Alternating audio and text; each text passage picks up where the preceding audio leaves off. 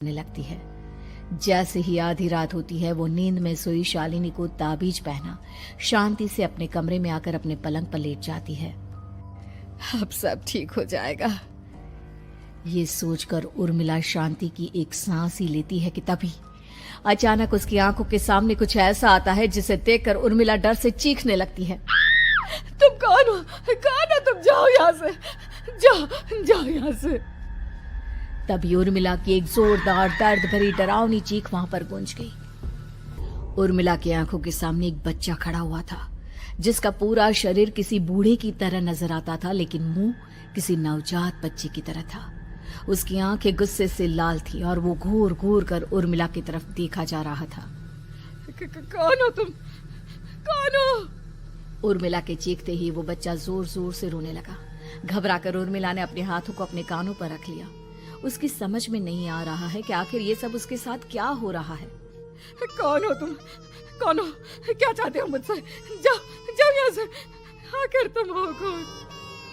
तभी अचानक से उर्मिला के पूरे घर में लाल रंग की रोशनी फैल गई। वो बच्चा धीरे धीरे कदमों से चलता हुआ उर्मिला की तरफ बढ़ने लगा। किसी नवजात पैदा हुए बच्चे के जैसे उसके रोने की आवाज अब उर्मिला के कानों में गूंज रही थी। लेकिन कुछ ही सेकंड में वो चुप हो गया और उसने बेहद खतरनाक आवाज में उर्मिला के सवाल का जवाब दिया। मैं वो हूँ जो अब तक पैदा नहीं हुआ, लेकिन जब मैं पैदा हो जाऊंगा तो वो होगा जो अब तक कभी नहीं हुआ। ये क्या कहना चाहते हो तुम? ऐसा क्या हुआ जो अब तक नहीं हुआ? तबाही होगी, तबाही। सब कुछ खत्म हो जाएगा और ये जो लड़की मुझे जन्म देने वाली है, मैं उसका खून पी जाऊंगा, सारा खून। उस बच्चे की बात सुनते ही उर्मिला बुरी तरह घबरा गई। उसका एक बुजुर्ग आदमी जैसा शरीर, एक नवजात बच्चे जैसा चेहरा, ये दोनों ही बातें उर्मिला की समझ से बाहर थी। तभी वो बच्चा अचानक गायब हो गया। घर का माहौल फिर से पहले जैसा हो गया। लाल रंग की रोशनी भी अब गायब हो चुकी थी। उर्मिला दौड़कर शालिनी के कमरे में पहुंची जहां वो गहरी नींद में सोई हुई थी, पर उसके गले का ताबीज गायब हो चुका था। उठो उठो शालिनी, उठो बेटा, मुझे तुमसे जरूरी बात करनी है। अरे चाची, क्या हुआ? इतनी रात को आप परेशान क्यों कर रही हैं? सब ठीक है ना? अभी जब तुम सो रही थी ना तो मैंने तुम्हारे गले में एक ताबीज पहनाया था। कहाँ गया बेटा, बताओ मुझे। शालिनी ने चारों तरफ अपनी नजरें घुमाकर देखा, लेकिन वहां पर कोई ताबीज नहीं था। वह हैरानी से उर्मिला के चेहरे की तरफ देखने लगी। उसे समझ में नहीं आ रहा था कि आखिर उर्मिला किस ताबीज के बारे में बात कर रही थी। नहीं चाची, यहाँ कोई ताबीज नहीं है। लगता है आपने कोई बुरा सपना देखा है। मैंने कोई बुरा सपना नहीं देखा। खैर छोड़ो, तुम अब सो जाओ, कल सुबह बात करते हैं। डर और घबराहट की वजह से उर्मिला की आंखों से नींद तो जैसे बिल्कुल गायब हो गई थी। अगली सुबह उर्मिला बिना कोई देर किए गांव के बाहर एक छोटी सी झोपड़ी में रहने वाले बूढ़े पंडित के पास पहुंची। पंडित जी, मेरी मदद कीजिए। अरे आओ आओ उर्मिला, क्या हुआ? सब ठीक तो है ना? क्या बताओ पंडित जी, बहुत बड़ी मुसीबत है। मेरी दूर की एक रिश्तेदार लड़की पेट से है और उसके साथ बहुत डरावनी चीजें हो रही है। कल रात को तो एक अजीब सा दिखने वाला बच्चा मेरी आंखों के सामने आकर खड़ा हो गया था। ये तुम क्या कह रही हो?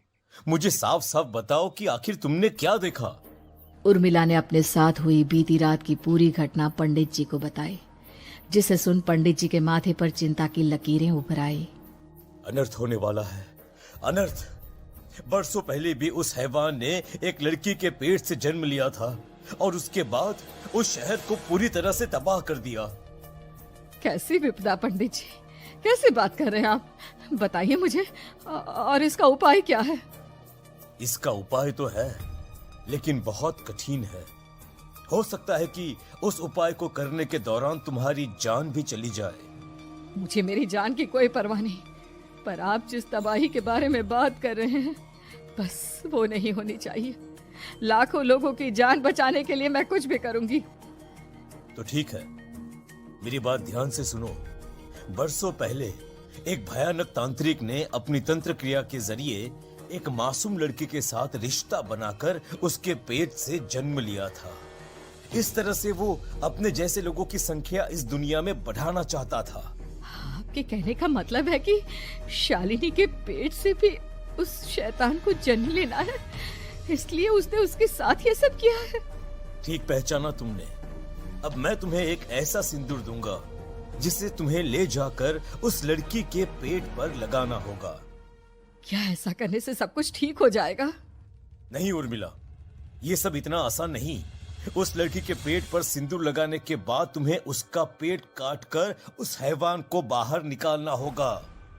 नहीं पंडित जी, मैं ये सब नहीं कर सकती।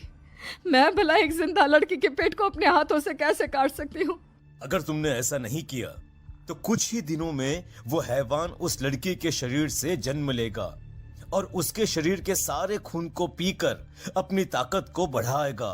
उसके बाद वो धीरे धीरे इस पूरे शहर को तबाह कर देगा। यहाँ पर कोई जिंदा नहीं बचेगा। लेकिन अगर मैं उसके पेट को काट दूंगी तो क्या वो जिंदा बच पाएगी? अगर शालिनी को कुछ हो गया तो, अगर उसकी मृत्यु हो गई तो? ऐसा कुछ नहीं होगा उर्मिला, तुम्हें अपने मन को पक्का करके ये काम करना ही होगा। सिंदूर लेने के बाद उर्मिला झोपड़ी से बाहर निकलने ही वाली थी कि तभी पंडित जी ने उसे पीछे से आवाज देकर रोका। उर्मिला, उस लड़की का पेट काटकर हैवान को बाहर निकालना ही काफी नहीं होगा।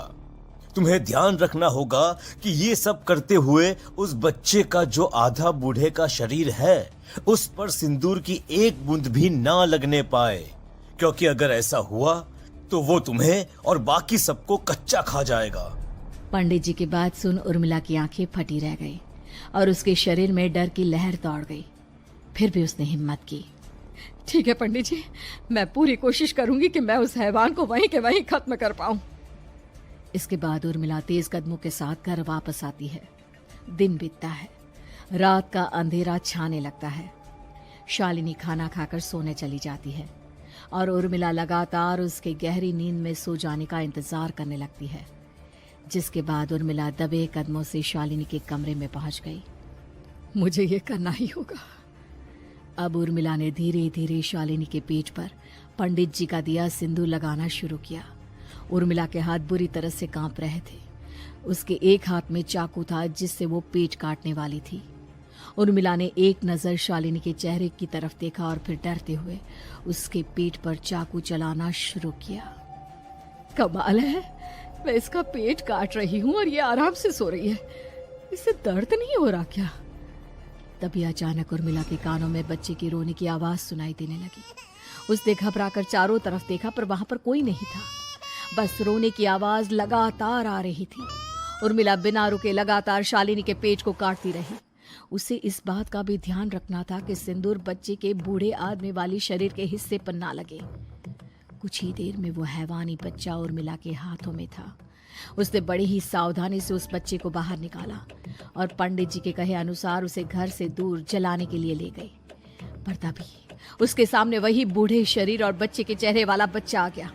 अपनी गोद में और सामने भी बच्चे को देखकर उर्मिला हैरान रह गई। मुझे मारोगी? मुझे? इतनी हिम्मत कैसे है तुम्हारी? तुम पैदा नहीं हुए हो और मुझे पता है जब तक तुम्हारा जन्म नहीं हो जाता तो मुझे कुछ नहीं कर सकते।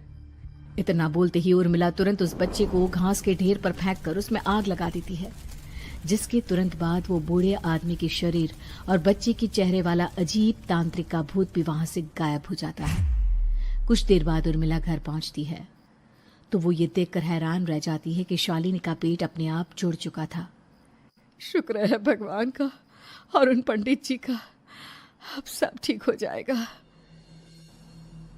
सुबह शालिनी सोकर उठती है तो अपना पेट देख पूरी तरह घबरा जाती है। चाची, चाची ये सब क्या हो गया? मेरा पेट अचानक कम कैसे हो गया? मेरा बच्चा कहाँ गया चाची? बेटी, वो बच्चा नहीं, एक खतरनाक तांत्रिक था जो तुम्हारी कोख से जन्म लेकर सबको मार देना चाहता था। वो पैदा होते ही तुम्हारी जान भी ले लेता, इसलिए मैंने पंडित जी के बताए उपाय से उसका खात्मा कर दिया है। अब सब ठीक है। शालिनी को उर्मिला की बात समझ में नहीं आती, जिसके बाद शालिनी को पूरी बात उर्मिला आराम से समझाती है। अब वो दोनों ही भगवान का शुक्र अदा करती हैं और एक साथ रहने लगती हैं।